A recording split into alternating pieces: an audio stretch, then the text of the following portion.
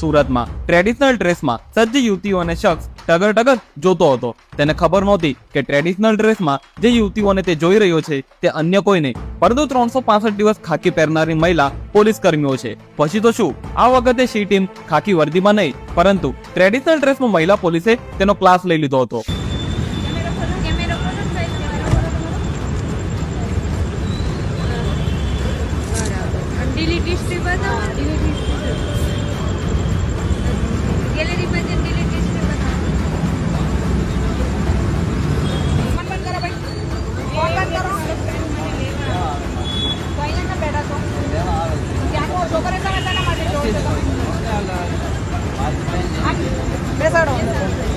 બાદમાં પોલીસે તેને પકડીને પોલીસ વાનમાં લઈ ગઈ હતી.